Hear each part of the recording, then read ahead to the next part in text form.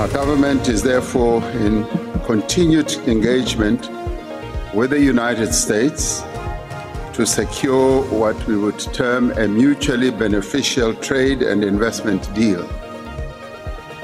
Mengameli Cyril Ramaphosa uthi hulumende uyaqhubeka nekhulumisana neMelika eludzabeni lwekwenyuka kwentsela yemikhicido yakuleli lethunyelwa kulelafi.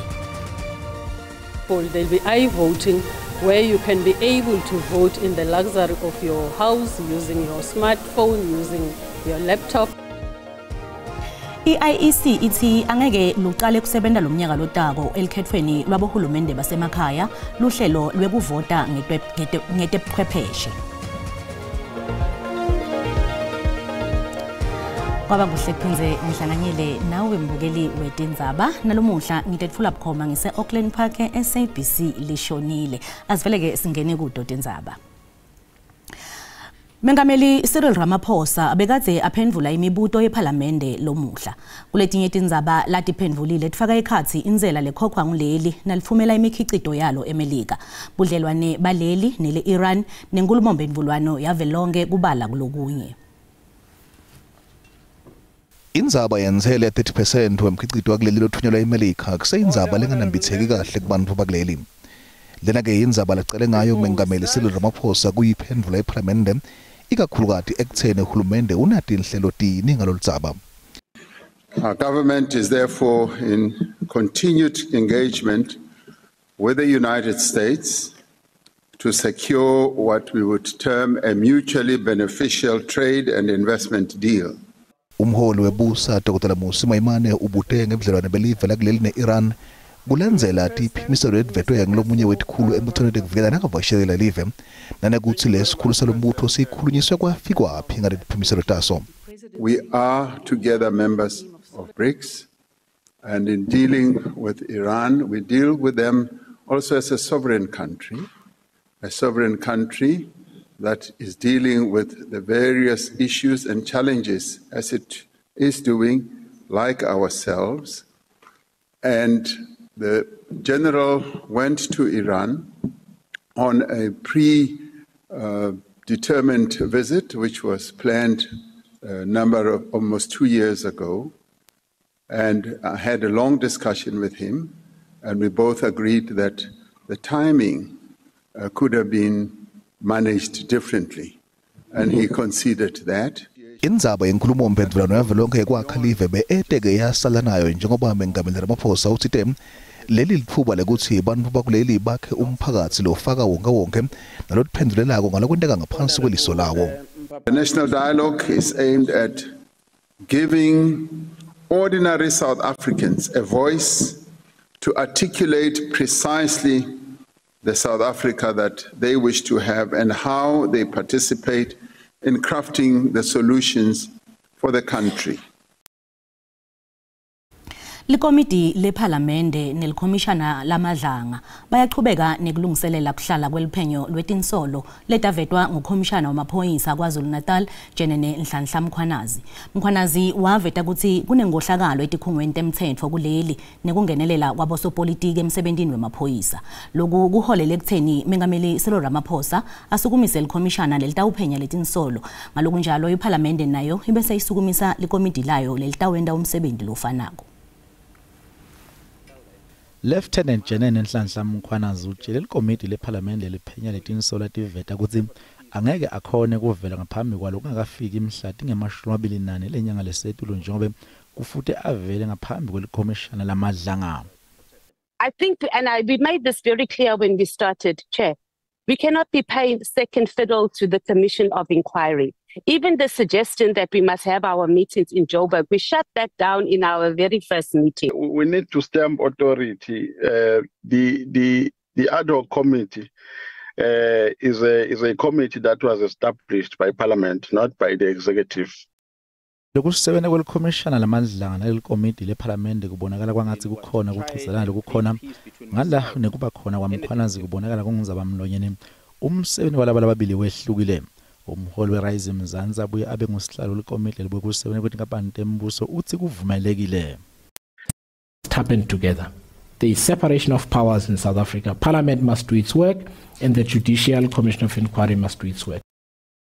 Lamadlanga lemsebenzi lomningi kakhulu kufaka ekhathi kuphenyisisa tinkampani tembuso leti siphohlongo. To then engage with other state organs, whether it is the SAPS, whether it is any other intelligence service that we believe can make a decision on whether to reclassify their information for us to engage with. Nekusho kwalelinye ilunga leParliament leli komiti leliphenya letinsolo kumele linceke kakhulu kumbiko lowendiwe likomiti libukete bunhloli. Already, the JSCI has gone through their process of interviewing various of the participants in this matter and have put together a report which has gone to the Speaker. Politiki William Gumede uthi leli komiti leParliament lingenda imisebenzi emibili lebalulekile. Commission was very scathing of Parliament on Parliament's role in relation to commissions that Parliament often do not follow up. So maybe I would say two things that Parliament needs to do. One, wait until this inquiry is done, then do a follow-up. Langa commission kulinzeka ukuthi iqale umsebenzi wayo mhla ti-17 kule nyanga lesisetulu. Lapho kulenzele khona ukuthi imikise umbiko wayo longakaphelele kungakapheli tinyanga letinzathu. Kanti umbiko lophelele kulinzeka ukuthi ube sewuphelile etinyangeni letisithupha. Kanti ke leli komiti leParliament leliphenya ngaletinsolo kulinzeka ukuthi lingahle liqale mhla ti-16 nobe mhla ti-22 kule nyanga lesisetulu. Kanti kulinzeka ukuthi liphothule umsebenzi walo ekupheleni kwale nyanga letako. Lithimba lemajaji enkantolo lephakeme ePitoli lichithe sicelo selisekela la komishana wemacala lakhethekile Lieutenant General Shadrack Sibiya sekuthi kumiswa kwakhe emsebentini kuthathwe njengalokungekho emthethweni. Sibiya umiswe emsebentini ngukomishana wamaphoyisa kuvelonke General Fani Masimula kulandzela luphenyo lwenkohlakalo. Lenkantolo yithi Sibiya kufuteke akhokhe tonke tindleko tenkantolo. Lesinqumo sitemva ukuthi ligama la Sibiya livele insolent ngohlayo nekaphathi kahle emaphoyiseni lekuthi soyeta vetwa ngukomishana wamaphoyisa waZulu-Natal General Nhlanhla Mkhwanazi. Sibiya yena kulokunye lakhala ngako ukuthi lesinqumo asihambisane ngonhleka icashwa kwakhe nemigomo econziswa tigwegwe. Leli bhenji ligcwele lemajaji lesinqumo salomuhla lithole ukuthi kulokunye Sibiya akanikete imfundo letifanele tekumiswa kwesikhashana kwalesinqumo sekumiswa kwakhe nekuthi wehlulekile kuleta bufakazi lobungiko lobungamisa lolu hlelo luconziswa kwakhe tigwegwe. IEC ithi angeke kusetshenziswe luhlelo lwekuvota online kulolu khetho labohulumende basemakhaya lolutako. Akhuluma emhlanganweni nahulumende wesifundza eMpumalanga, umphathi lomkhulu we-IEC kulesifundza kuGulanga uthi ke kunyendi kubonisana lokufute kube khona ngaphambi kwekuthi luqale loluhlelo. Lo mhlangano bewuhanjelwe baholi betinhlangano tepolitiki lapho bavete imibono yabo ngalolu khetho lolutako. Takhamuti takuleli titawutfola lelinye litfuba lekuvota ekhethweni labohulumende basemakhaya lolutawubanjwa lomnyaka lotako nanome ngabe lusuku lusengakadzalulwa. IEC ithi tiyachubeka tinhlelo tekutfutfukisa luhlelo lwekuvota online kepha angeke loluhlelo luqale lomnyaka lotako. E-voting will be in twofold. There'll be i-voting where you can be able to vote in the luxury of your house using your smartphone, using your laptop. There's also a poll voting where you'll be able to go to the station. At the station you'll be assisted by IEC officials. Emavikini lambalwa takhamuti taseBabathini betibambe umbhikisho tifuna kukhishwa kumasipala weMbombela. Kungako ke sikhulu se-IEC Sai Mamabulo sinxusa imimango ukuthi ihloniphe sinqumo selibhodi. We've been in contact with the Municipal Demarcation Board. They've kept us abreast of the developments pertaining to the ward delimitation process.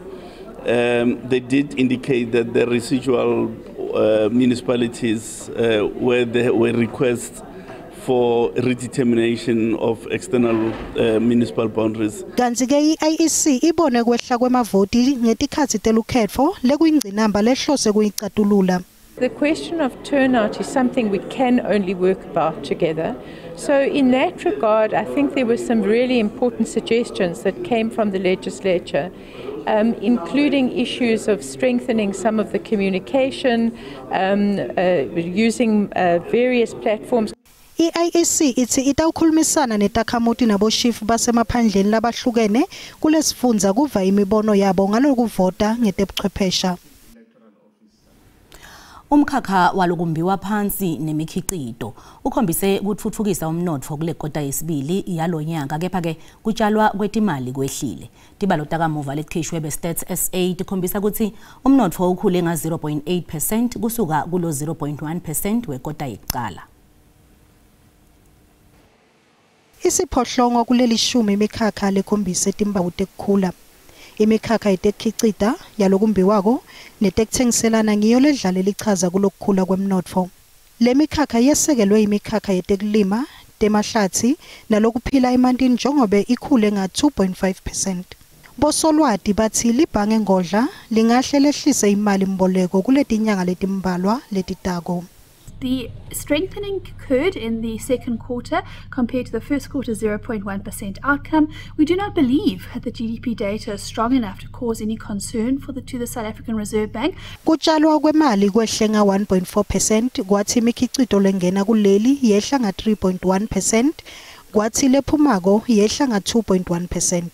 Investments have been depressed for quite some time. If you look right from about the third quarter of 2023, they've been growing in the negative. The only time they went in the positive was just 0.2%. Umkhakha wetekwakha nawo wehlile nga 0.3%. The relief that's coming from lower interest rates, the construction business is not seeing that already. I think consumers are rather benefiting from that. Somnotfo akhamen uthi tinombolo temnotfo tekota yesibili tiletha lithemba futhi tibonisa ukuthi umnotfo ungasimama kwesikhashana nanobe ubukene nebumadima ngenxa yokungasimami kwemnotfo emave emhlaba. Kuletinye nasibuya ititolo. Masipala wenkomazi emalelane eMpumalanga usolwa ngekusebenzisana nebantfu labathengisa emandi ngemaloli.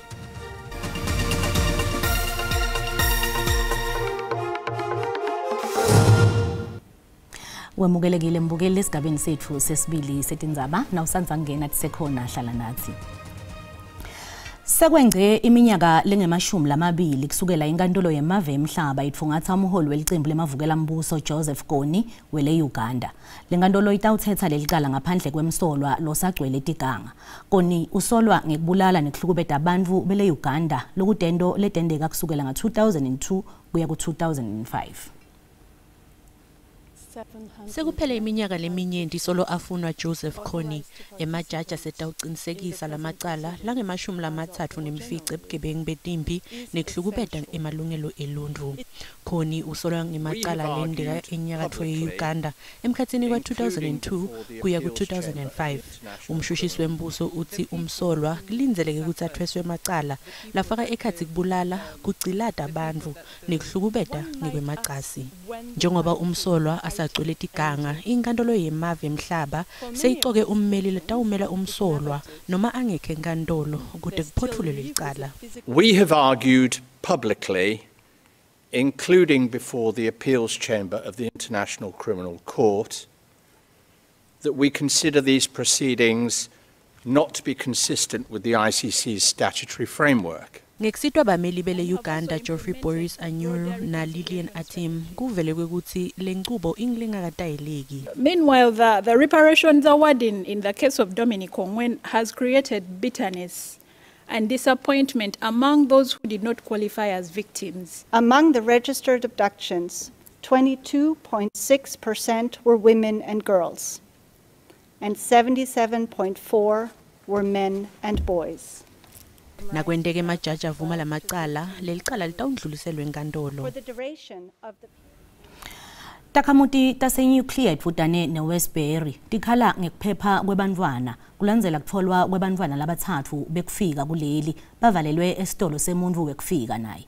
Takhamuti takulendzawo titsike labantfwana babaleke kulesitolo ngelisonto bangakalimali kukhona lesebaboshiwe ngalesigameko. Elsie Williams usushaqekile ngesimo labone labantwana bakuso kulandzela ukuthi bakhona kweca ngeliphahla lwalesitolo. Williams usilababili kulabantwana basibabanjwe ngengane nasilomunye akatiwa ukuthi ukuphi. Say they only give them bread and lettuce in a cup of cold drink to drink, and from there they're taking them out and eat them. For what? because I think maybe they wanted ransom. Lesitolo semuntu ekufika la bekugcine khona labantwana labathathu sivaliwe ngasitakamota kulendzawo tikhala ngekuphepha kubantwana. Who says when they go in there they're going to come out of there because of this hostage story? Because they can go by and then they don't come out and we're wondering where's our children. These things must be stopped. It must be stopped. There must be really policing from our community, must be in charge. And our community must know what's happening here. Kusenjalo emaphoyisa kuphikile ukuthi kukhona abantwana bekufika babagcine kulesitolo ngaphandle kwemvumo yabo. Kuyaphatha ukuboshwa abantu bekufika ngekuba kuleli ngalokhu ngemthetho. Sikubutile ke mbukeli ukuthi njengobe litiko letekuthengiselana nekuqudzelana lihlongonta ukuthi labakweleta tikhungo temfundvo lephakeme tahulumende bafakwe emabhukwini lamnyama kanzi ngakulokunye linyukile lizinga lebantfu labasha labangasebenzi. Ingabe uthini umbono wakho? Uphendvule ngalena ndlela. Nami ndithi mabaxolele abantwana bethu bazithwele izidanga imisebenzi ayikho bazoyibhatala ngantoni le mali. Uhulumende akasungule amathuba omsebenzi ikakhulu kuleli live lonke lijikelele linyeni lebantu labasha alisebenzi. Angivumelani nalo litiko akucale kulinzela abafunzi labaphuthuleta imfundo kubonakala ku database ukuthi ngabe sebayasebenta yini ukhani bangabhadala imali. Isimanga ke leso ukuthi uzo blacklist ama graduates ekubeni ngakawuthola umsebenzi maningi ama graduates angakasebenzi so udaba lokuthi kuzo blacklist ama students akuleta ama university angiboni kumqondo omuhle. Uhulumeni nezikhungo abenze okusemandleni ukubheka impela bekwazi ukuthi ingane mangabe beqeqeshekile ube khona indlela zokuthi uthole ngawo umsebenzi mawuphuma elokhuzeni esikhungweni thizeni. Uhulumeni mina ngicabanga ukuthi abayeke labantwana awekho umsebenzi bazobhadala ngani imali. So uma baba blacklist manje kusho bakhuthaza nalabantwana bakhona bangasayi kuyofunda. Lona ngumbono wembukeli iSABC ete at first bakudiphendvulela ngawo.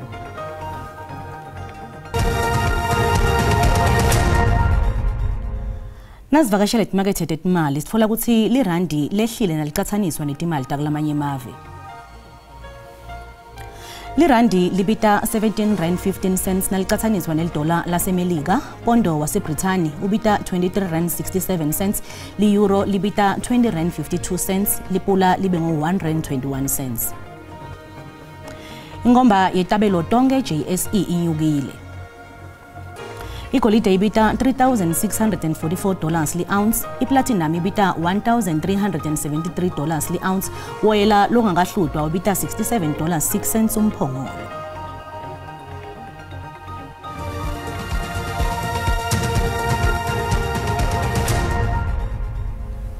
Kutemidlalo Bafana itfolana etulu nele Nigeria nakubumbana insimbi yesithupha lomuhla emidlalweni wekuhlungela indzebe yemhlaba yanga 2026 lakuleli lihleli endzaweni yekucala ku Group C kanzi linemaphuzu la-16 kuthi ke le Nigeria lihlala endzaweni yesithathu ngala-10 nawa emalungiselelo alomdlalo.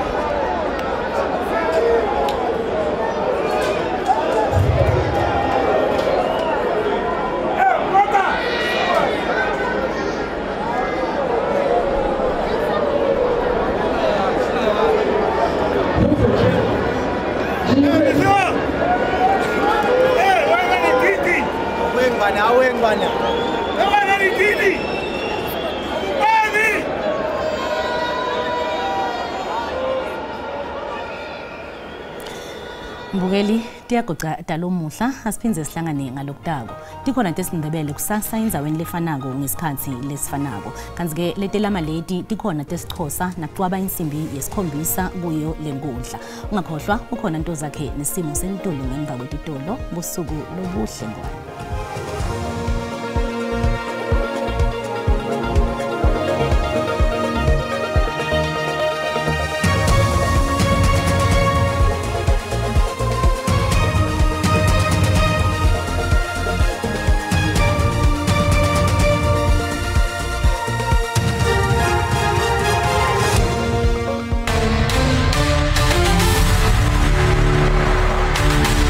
Ke na le bana ba 8 ke bile pregnant ke nwa jwala o ka se thole ngwana o right jwala is not an option utshwala bengiphuza occasionally ngi-pregnant bomme banwa while pregnant are you right because of ngwana o tlhaga ana le malnutrition number 1 ngwana o tlhaga brain ya hae sa sebetse hantle. Watch Askhulume Let's Talk Tuesdays at 9:30 p.m. and Wednesdays at 3 p.m. on SABC1.